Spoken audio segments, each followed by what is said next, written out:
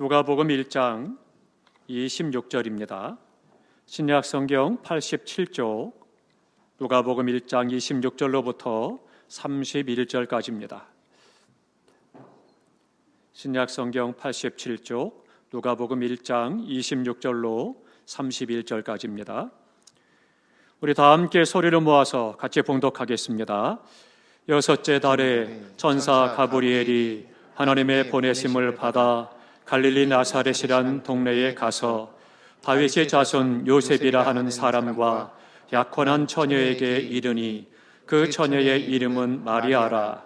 그에게 들어가 이르되 은혜를 받은 자여 평안할지어다. 주께서 너와 함께 하시도다 하니 처녀가 그 말을 듣고 놀라 이런 인사가 어찌민가 생각하매 천사가 이르되 마리아여 무서워하지 말라. 내가 하나님께 은혜를 입었느니라.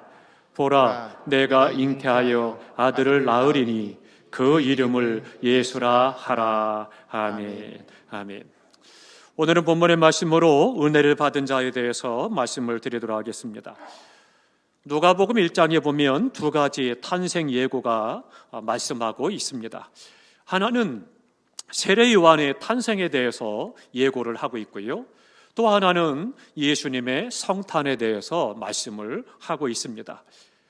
세례 요한은 우리가 잘 아는 것처럼 예수님보다 6개월 먼저 잉태가 되었다라고 누가복음 1장 26절에 말씀을 하고 있습니다.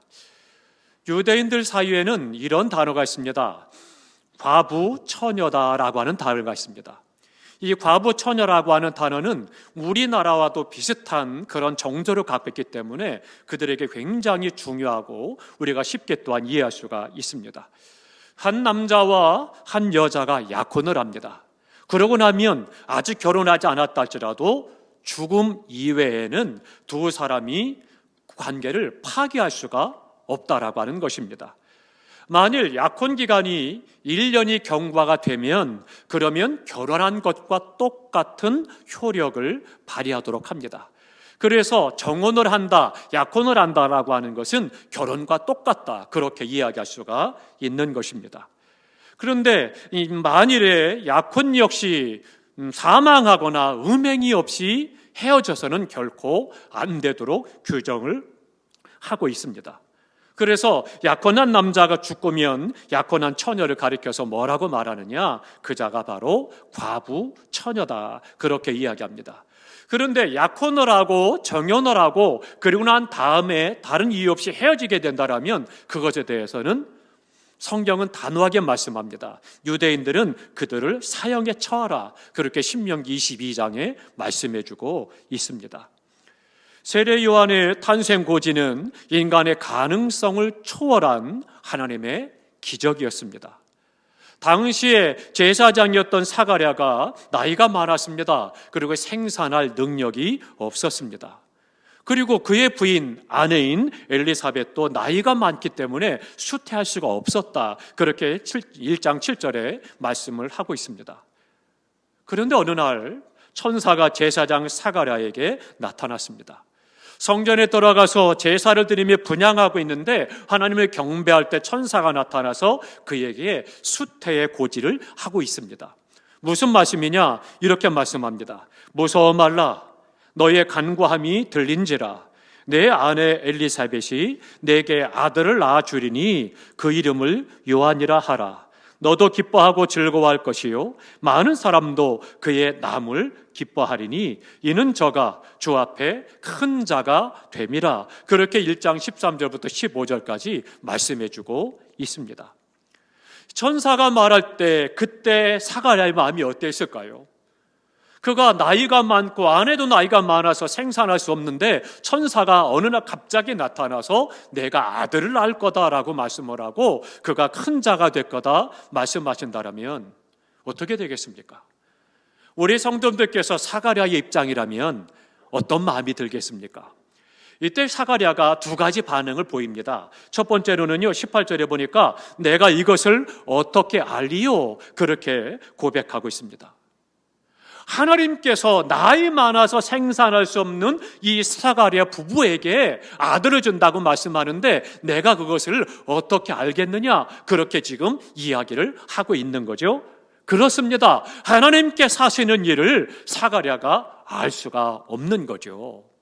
전능하신 하나님께서 인간의 불가능한 것을 초월해서 역사하시는 그 하나님의 섭리, 하나님의 능력, 하나님의 역사하심에 대해서 알 수가 없었던 거죠. 그러니까 이 사가랴는 그런 고백합니다. 내가 그걸 어떻게 알겠습니까? 지금 그렇게 고백하고 있죠. 오늘 우리도 마찬가지입니다. 우리의 삶 가운데서 내 눈에 보이고 들리는 것만 가지고 우리가 생활을 하지만 우리의 삶에 초월하는 능력이 하나님이 역사하심으로 말미암아 도저히 불가능하고 안 되고 될 수가 없는 것들에 대해서 어느 순간 하나님이 이루시고 행하시고 역사하실 때가 있다라고 하는 거죠. 그러니 그것에 대해서 우리가 알 수 없지만 그러나 하나님의 역사하심과 능력을 믿는 믿음이 중요하다라고 하는 겁니다. 또 하나 두 번째로는요, 내가 늙고 아내도 나이가 많으니이다. 그렇게 그가 이야기를 합니다. 인간의 생각으로는 불가능합니다. 바로 그 불가능한 것을 하시는 것, 그것이 바로 하나님의 능력이라고 하는 것입니다. 내가 모르는 것, 내가 단념한 것, 내가 포기한 것을 주님이 하신다라고 말씀하고 있는 것입니다. 창세기 17장에 가보면 비슷한 사건을 또한 하나님께 행하신 것을 볼 수가 있습니다. 아브라함이 엎드려 웃으며 심중에 이르되 100세 된 사람이 어찌 자식을 낳을까? 사라는 90세니 어찌 생산하리요? 그렇게 17장 17절에 말씀합니다. 웃었다는 얘기예요. 무슨 이야기냐? 하나님께서는 날 아브라함을 찾아오셨습니다. 그리고 말씀하십니다. 내가 내게 아들을 낳으리니 그가 복의 자손이 될 것이고 그를 통해서 내가 하늘의 별과 같이 바닷가의 모래와 같이 자손을 많게 할 것이다. 그렇게 약속하십니다. 그랬더니 아브라함이 뭐라고? 내가 나이가 100이고 내 아내도 90세인데 무슨 아들을 낳아요? 그리고는 피식 웃었다는 이야기예요. 그러나 아브라함은 100세의 아들 이삭을 얻게 됩니다. 어떻게 해요? 하나님의 능력으로 얻게 되었다라고 하는 것을 말씀해 주고 있습니다. 사랑하는 성도 여러분, 우리는 인간의 가능성을 초월하시는, 그래서 불가능한 능선을 넘어서서 우리 가운데 역사하시는 하나님의 능력의 기쁜 소식, 이것을 들을 수 있어야 된다라고 하는 것입니다. 드디어 나이가 많아 늙고 수태할 수 없었던 엘리사벳이 어떻게 되어 임신하게 되었다라고 하는 것입니다. 그리고 그로부터 6개월 뒤에 갈릴리 지방에 놀라운 기쁜 소식이 들립니다. 바로 아기 예수의 탄생에 대해서 고지하고 있다라고 하는 것이죠. 사랑하는 성도 여러분, 이 성탄이 하나님의 놀라신 능력으로 우리에게 주시는 하나님의 은혜다라고 하는 것을 깨달아야 되는 것입니다. 그러면 천사가 마리아를 찾아왔습니다. 그리고 이야기합니다. 은혜를 받은 자여 평안할지어다, 무서워 말라, 이것은 하나님의 은혜로 된 것이다 말씀하고 있고, 그리고는 무서워하지 말라 그렇게 말씀을 하고 있는 것입니다. 그러면 우리가 그 기쁜 소식을 한번 생각해야 되겠습니다. 첫 번째로는 28절에 말씀합니다. 은혜를 받은 자여 평안할지어다 말씀하고 있습니다. 다 함께 하십니다. 은혜를 받은 자여 평안할지어다. 마리아가 예수님을 수태하게 된 것은 인간적인 생활탱에서 얻어진 것이 아니고 오직 하나님의 은혜로 되었다라고 말씀하고 있습니다. 그래서 마리아에게 말하기를 은혜를 받은 자여 라고 말씀을 하고 있습니다. 세상의 수많은 여인 가운데 마리아가 인류를 구원하기 위해서 이 땅에 오시는 아기 예수 메시아를 잉태하는 축복과 은혜를 받았다는 거예요. 이보다 더 큰 은혜가 어디 있겠습니까? 뿐만 아니라 어떻게 돼요? 사람의 방법으로 잉태한 것이 아니라 성령의 능력으로, 초월적인 하나님의 능력으로 마리아가 오늘 잉태를 하게 됐다라고 하는 거죠. 이것보다 더 큰 기적과 은혜가 어디 있겠습니까? 세상 그 어떤 여인도 동서고금을 막론하고 앞으로도 마찬가지고 인류 가운데 오직 한 사람 마리아만이 이 놀란 기적과 능력과 성령의 은혜를 경험하게 된 거죠. 그러니 이야기합니다. 은혜를 받은 자여 그에게 평안할지어다 말씀합니다. 은혜와 평안이라고 하는 것, 은혜와 평강이라고 하는 것은 초대교회의 인사말이기도 했습니다. 우리 옆에 분에게 함께 인사하시겠습니다. 샬롬 인사하겠습니다. 샬롬. 샬롬이란 말은 우리가 잘 아는 것처럼 평안하십시오, 그런 인사입니다. 이스라엘이 수많은 전쟁이 있고 계속해서 노예로 팔아가고 수많은 어려움도 있었기 때문에 그들의 최대 관심사는 평안한 거예요. 우리 옛날에 어떻습니까? 어르신들이 힘들고 어렵고 가난하게 살 때는 인사가 뭐였어요? 밤새 안녕하셨습니까? 그래서 안녕하세요라고 인사하는 거잖아요. 그리고는 꼭 붙은 인사가 뭐예요? 진지 드셨어요? 식사하셨어요? 그랬잖아요.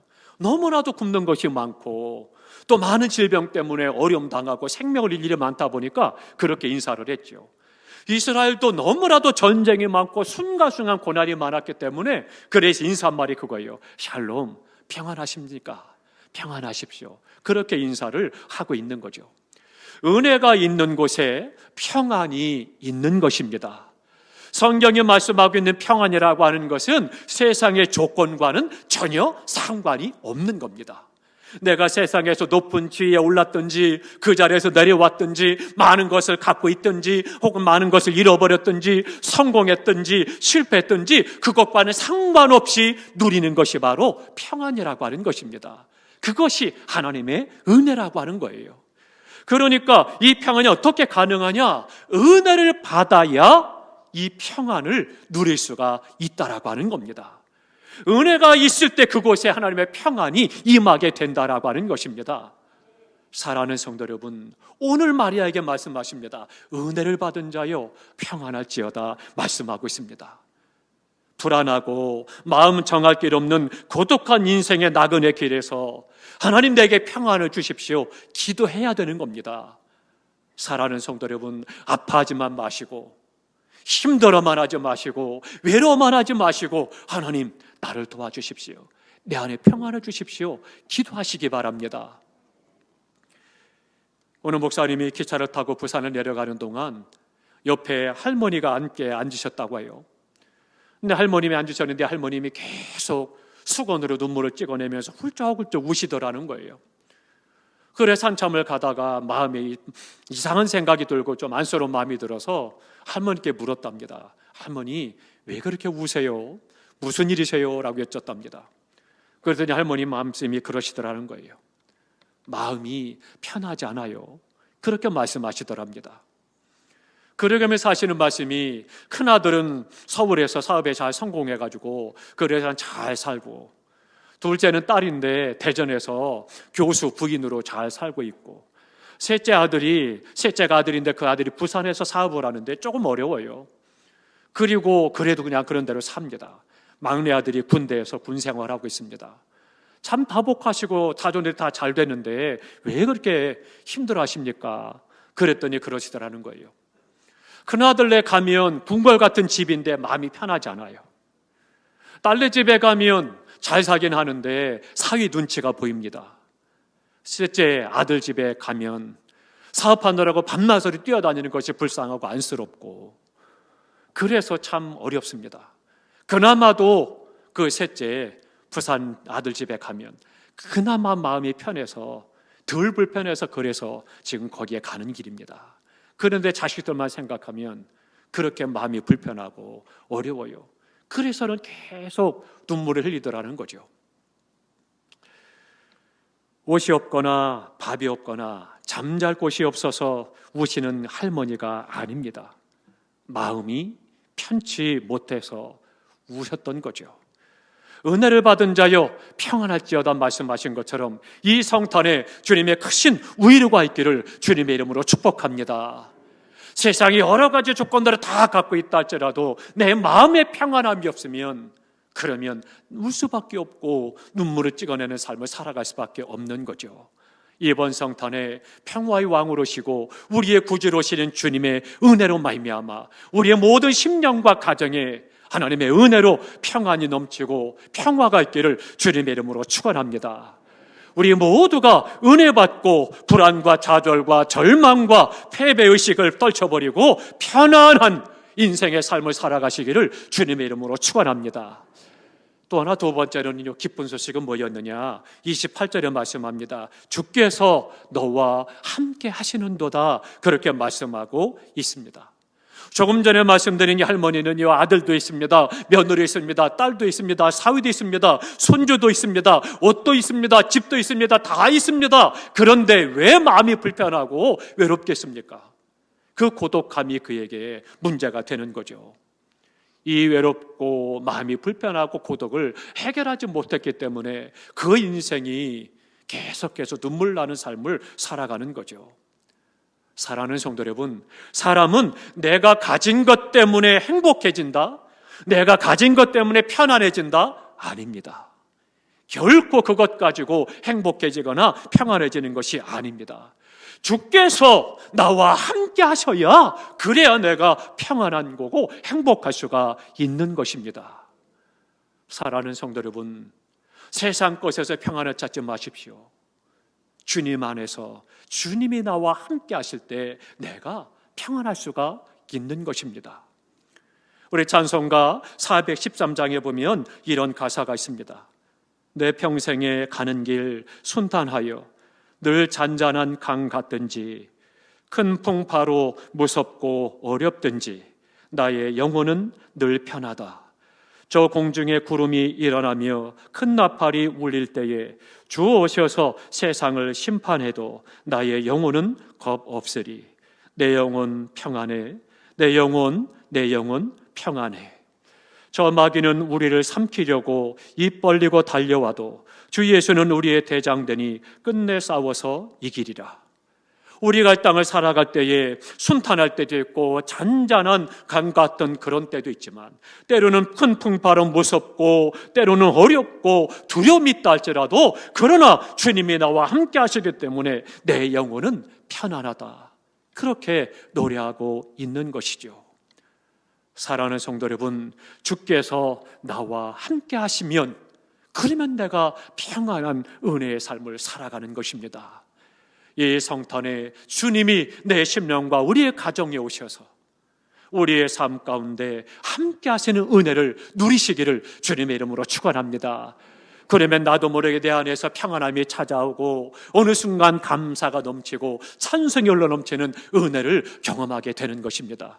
우리 다 함께 찬송가 413장 1절만 함께 찬양하겠습니다. 내 평생에 가는 길 순탄하여 늘 잔잔한 강 같든지 큰 풍파로 무섭고 어렵든지 나의 영혼은 늘 편하다. 우리 함께 413장 찾아서 함께 1절만 찬양하겠습니다. 우리의 가슴에 서두른껏 찬양합니다. 내 평생에 가는 길 순탄하여 늘 잔잔한 강 같든지 큰 풍파로 무섭고 어렵든지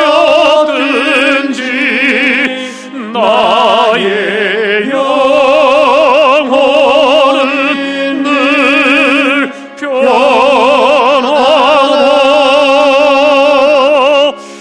내 영혼 평안해.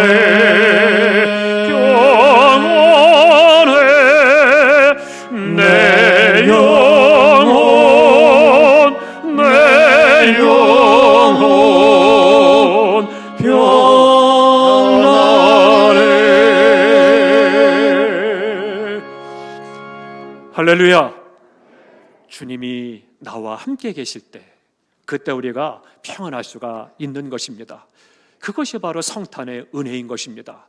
또 하나 세 번째로는요, 30절에 말씀합니다. 무서워 말라, 내가 하나님의 은혜를 얻었느니라 말씀하십니다. 그러면 갑자기 은혜를 받았다, 평안하다 말씀하시면서 덧붙여서 무서워 말라고 말씀해요. 무슨 이야기냐? 아까 과부 처녀를 말씀드렸죠. 그러니까 과부 처녀는 어떻게 돼요? 정혼을 하고 그리고는 함께 생활을 해서 그 안에서 아이를 낳아야 되는데 그게 아니라 지금 처녀에게 내가 아들을 낳을 거다 말씀하시니까 메시아건 구주가 되시건 아무튼 처녀가 내가 잉태해서 그래서 아이를 낳는다라고 하는 것은 성경에 보니까 유대인들의 관습은 어떻게 돼요? 죽이도록 되어 있는 거예요. 부정하다는 거예요. 그러니까 심각한 거예요. 처녀에게 갑자기 천사가 나타나서 내가 아들을 낳을 거다 말씀하시고 얼마나 놀라겠습니까? 심각한 거죠. 생명이 달린 문제예요. 그러다 보니까 천사가 그것을 알고 이야기하는 거예요. 마리아야, 은혜를 받았다. 무서워하지 마라. 내가 잉태한 아이는 사람으로 된 것이 아니라 성령으로 하나님의 능력으로 되었으니 염려하지 마라. 무서워 말라 말씀하시면서 하나님의 특별한 은혜를 입었느니라라고 말씀해주고 있는 것입니다. 마리아여, 주께서 너와 함께 하신다. 그러니 무서워 말라. 내가 잉태한 것은 하나님의 은혜로 된 것이니 걱정하거나 겁내지 말아라. 천사가 이야기합니다. 은혜를 받은 사람은 평안하게 살아갈 수가 있습니다. 은혜를 받은 사람은 두려움이 없는 인생을 살아갈 수가 있는 것입니다. 은혜를 받은 사람은 지금 당장은 어려움을 만나고 때로는 실패할 수도 있고 고통에 처할 수도 있고 질병의 두려움이 찾아왔다 할지라도 은혜로 말미암아서 그것을 능히 이길 수가 있는 것이고 하나님의 영광스러운 삶으로 나아가는 은혜를 입을 수가 있는 것입니다. 사랑하는 성도 여러분, 이번 성탄을 통하여서 우리 가운데 은혜로 오신 주님의 은혜가 충만함으로 말미암아 두려움이 없는 은혜의 삶을 살아가시기를 주님의 이름으로 축원합니다. 그래서 길이 열려지고 막힌 것이 다 뚫어지고 낮은 곳이 메워지고 골짜기가 낮아지고 시온에 데려가 우리의 길이 활짝 열려서 마음껏 나라 민족을 위해서 하나님의 영광을 위해서 지역사를 위해서 많은 사람을 위해서 살아가는 영광스러운 성도의 삶이 되시기를 주님의 이름으로 축원합니다. 마지막 또 하나는 31절에 말씀합니다. 보라, 내가 잉태하여 아들을 낳으리니 그 이름을 예수라 하라. 그렇게 말씀합니다. 예수란 이름의 뜻은 여호와는 구원이시다, 그러한 뜻입니다. 다 함께 하십니다. 여호와는 구원이시라. 그 이름이 바로 예수라는 이름입니다. 그리고 우리 본문을 읽진 않았지만 본문 이후에 계속해서 천사가 이야기합니다. 즉 예수님을 소개하는 거예요. 뭐라고 소개하느냐? 그는 큰 자가 될 것이요 지극히 높으신 하나님의 아들이요 다윗 왕의 왕통을 이어받을 자요 영원히 왕노릇 하시는 분이요 그 나라가 영원하다. 그렇게 예수님을 지금 마리아에게 소개하고 있습니다. 그런데 중요한 게 있습니다. 사랑하는 성도 여러분, 2000년 전에 천사의 예언대로 베들레헴에 태어나신 예수님, 유대인들이 십자가에 못 박아버린 예수 그리스도, 죽음을 이기시고 승리하신 예수 그리스도께서, 구원자이신 예수, 평안의 은혜를 주시는 예수님이 오늘 나와 무슨 상관이 있느냐, 이게 중요하다라고 하는 것입니다. 그렇기 때문에 그 예수 그리스도가 곧 나의 주님이시오, 나의 예수님이시오, 나의 구주되심이, 그것이 바로 은총이요 은혜라고 하는 것을 믿으시기 바랍니다. 이 은혜가 중요한 거예요. 그 주님이 나와 함께할 때 내가 은혜 받은 자요, 그 은혜로 말미암아 세상의 어떤 환경 속에서도 어떤 상황 속에서도 평안의 은혜를 누리는 삶을 살아갈 수가 있는 것입니다. 이번 성탄에 주님이 주시는 은혜로 우리의 영과 육이 평안하시기를 주님의 이름으로 축원합니다. 기도하겠습니다. 우리